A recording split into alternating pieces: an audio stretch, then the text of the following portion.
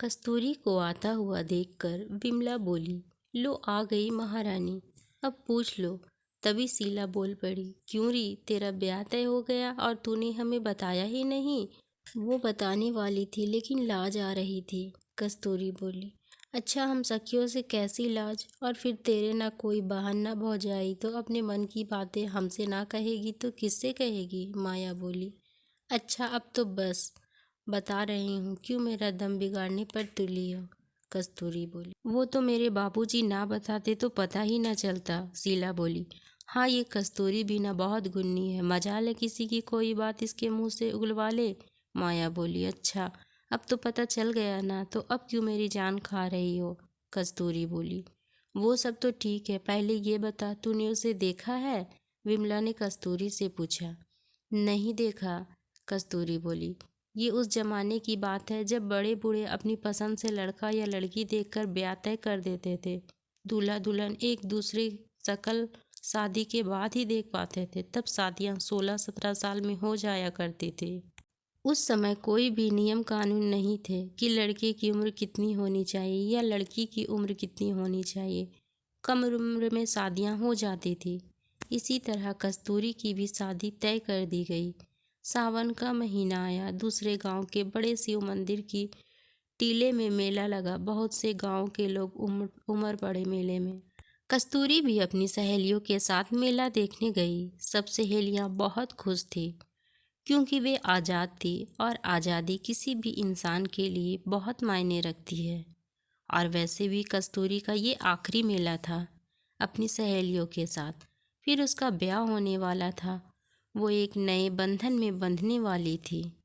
अब सहेलियों ने अपनी अपनी पसंद की कांच की चूड़ियाँ खरीदी, हिंडोले में झूली, बंदर का नाच देखा, अपने अपने लिए रंग बिरंगी ओढ़नियाँ खरीदी।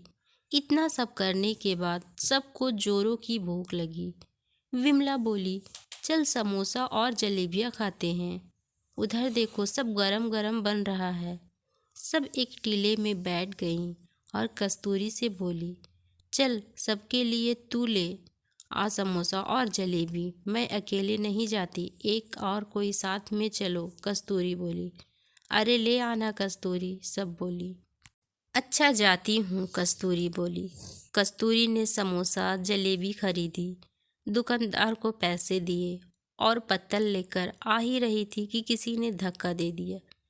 वो जमीन पर गिर पड़ी और साथ में सारे पत्तल भी। रात को बारिश हुई तो जगह जगह कीचड़ था। कस्तूरी के सारे कपड़े खराब हो चुके थे।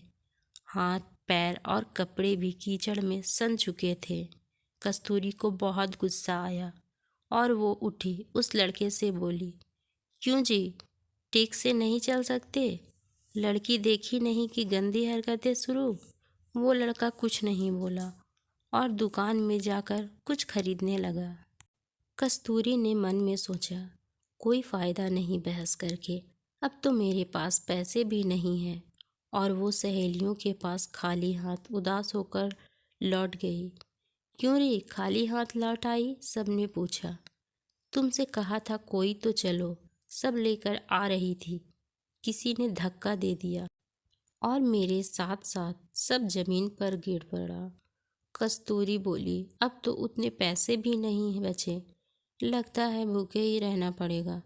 माया बोली, तभी कोई 20-21 साल का लड़का कुछ पत्तल लेकर उन सब के पास आकर बोला, ये रहे आप सबके जलेबी समोसे।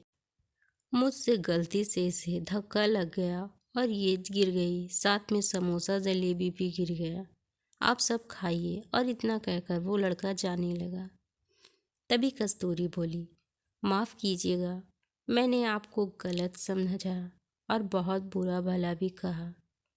कोई बात नहीं, मैं भी आपकी जगह होता तो यही करता। और इतना कहकर वो लड़का वहाँ से चला गया। लेकिन कस्तूरी के हृदय में एक छाप छोड़ गया। दिन बीतते गए, कस्तूरी की ब्याह की घड़ियां भी नज़दीक आ गई। कस्तूरी की सहेलियों ने उसे तैयार किया। बारात जनवासे जा पहुंची। बारात का स्वागत किया गया। फिर दूल्हा फेरों के लिए घर के द्वार आ पहुंचा। सारी औरतें और लड़कियां दूल्हे की शक्ल देखने उमड़ पड़ी और जैसे ही कस्तूरी की सहेलियों ने दूल्हे को देखा तो फौरन कस्तूरी को बताने दौड़ पड़ी। कस्तूरी, ये तो वही मेले वाला समोसा और जलेबी देने वाला है। बड़ी नसीब वाली है री तू तो, तुझे दूल्हा पहले ही देखने को मिल गया। कस्तूरी के मन में तो जैसे मारे खुशी के लड्डू फूट गए। वो बहुत खुश हुई और ब्याह के समय दूल्हे ने दुल्हन को देखने का बहुत प्रयास किया, लेकिन सफल ना हो सका। एक तो पेट्रोमैक्स गैस लालटेन की हल्की रोशनी और ऊपर से बुजुर्गों का ख्याल। दुल्हन की मेहंदी लगी हथेलियों और महावर लगे पैर ही देख पाया। दूल्हे के कलेवा का समय हो तो सारी बूढ़ी बुजुर्ग औरतों ने उसे और उसके दोस्तों को घेर लिया। फिर कस्तूरी की सहेलियों के पहुंचते ही सबकी हंसी ठिठोली चलने लगी। तभी दूल्हे को सहेलियों ने बताया कि जीजा जी चिंता ना करिए, आपकी दुल्हन वही मेले में जिसके आपने समोसा जलेबी गिरा दिए थे। अब तो दूल्हे की बाँछें खिल गई। कस्तूरी विदा होकर ससुराल गई।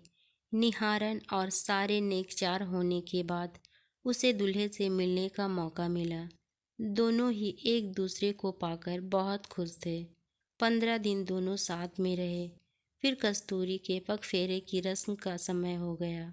कस्तूरी मायके आ गई, लेकिन वो खुश नहीं थी। ऐसे ही विरह में 1 महीने बीत गए। फिर उसके पति शशिकांत की चिट्ठी आई कि मैं तुम्हें लेने आ रहा हूँ, क्योंकि मेरी छुट्टियाँ खत्म होने वाली है।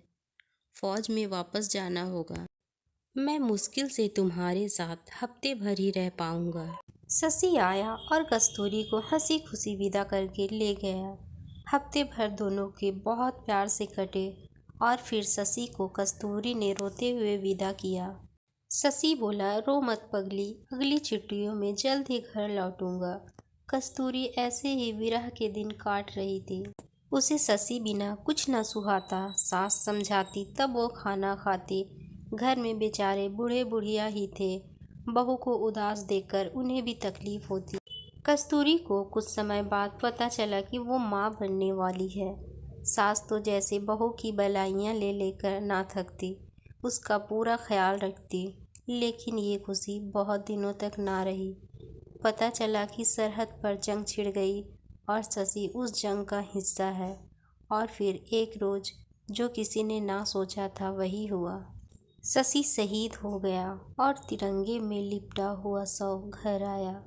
जवान बेटे का शव देखकर माँ बाप की छाती फट गई और गर्भवती कस्तूरी का रो रो कर बुरा हाल हुआ। मात्र 17 साल की उम्र में वो विधवा हो गई। कस्तूरी के माँ बाप से बेटी का दुख ना देखा गया और उन्होंने उससे अपने साथ चलने को कहा, लेकिन कस्तूरी ने बूढ़े सास ससुर का मुंह देखा और मायके नहीं गई। सास ससुर का सहारा बनकर ससुराल में ही रही। कुछ दिनों बाद चांद से बेटे को कस्तूरी ने जन्म दिया। हूबहू बाप के नैन नक्श लेकर बेटा पैदा हुआ। सास ससुर भी खुश थे। कुछ दिनों बच्चे के साथ रहकर कस्तूरी पति का गम भूल गई और बच्चे की परवरिश में लग गई। बेटा बड़ा होने लगा। कस्तूरी अपने खेतों को भी संभालने का काम करने लगी, क्योंकि ससुर जी बूढ़े हो गए थे और साथ में बीमार भी रहने लगे थे। और फिर एक दिन वो इस दुनिया से अलविदा हो गए। समय रेत के समान मुट्ठी से फिसला जा रहा था। कुशाग्र ने अब इंजीनियरिंग कॉलेज की पढ़ाई भी पूरी कर ली थी, लेकिन इसी बीच कस्तूरी की सांस भी चल बसी। अब कस्तूरी खुद को बहुत अकेला अनुभव करने लगी थी। मायके से भाई भी आ जाता कभी कभी खैर खबर लेने, लेकिन कस्तूरी मायके नहीं जाती अपना घर छोड़कर। वो कहती, उसके पति की यादें हैं इस घर में, इस घर की जिम्मेदारियां हैं मेरे ऊपर, मैं इसे छोड़कर नहीं जाऊंगी। अब कुशाग्र एक आर्किटेक्चर इंजीनियर बन गया था। बहुत से पुल और फ्लाईओवर उसकी देख रेख में बने। कुशाग्र कुछ दिनों तक तो बहुत ईमानदारी से काम करता रहा, लेकिन अब उसके ऊपर शहर के बड़े बड़े व्यापारियों और नेताओं के दबाव बनने लगे, तो उसकी नीयत भी डाबाडोल हो गई। अब वो बहुत पैसे कमाने लगा, खराब और सस्ते मटेरियल का यूज़ करने लगा। कुछ ही दिनों में कुशाग्र के पास बड़ी कार और बड़ा सा बंगला हो गया। अपने बेटे की तरक्की देखकर कस्तूरी खुश थी। एक अच्छी सी लड़की देखकर बेटे का घर बसा दिया। किस्मत से बहू भी समझदार निकली, लेकिन तब भी कस्तूरी ने अपने पति का घर ना छोड़ा। वो तो वही गांव में ही बस गई। ऐसे ही 5 साल और बीत गए। कस्तूरी दादी बन गई। कुशाग्र और नीलिमा अपने बेटे के साथ कभी कभी गांव जाते, उससे मिलने। जीवन ऐसे ही चल रहा था कि एक रोज कुशाग्र की सहमति से बना फ्लाईओवर गिर गया और उसके नीचे ना जाने कितने ही लोगों की दबकर जान चली गई। इंक्वायरी हुई, कुशाग्र कसूरवार निकला। कस्तूरी को अपनी परवरिश पर भरोसा ना हुआ और वो इसका जवाब मांगने जेल जा पहुंची, कुशाग्र के पास। कुशाग्र से पूछने पर उसने कस्तूरी से नजरें नहीं मिलाई और बोला, माँ, मैं लालच में अंधा हो गया था। और फिर कस्तूरी ने कुछ नहीं पूछा, बोली, मैं मंदिर गई थी, मुझे लगा तू निर्दोष है, ये रहा प्रसाद, तू खा लेना। और कस्तूरी अपने गांव लौट आई।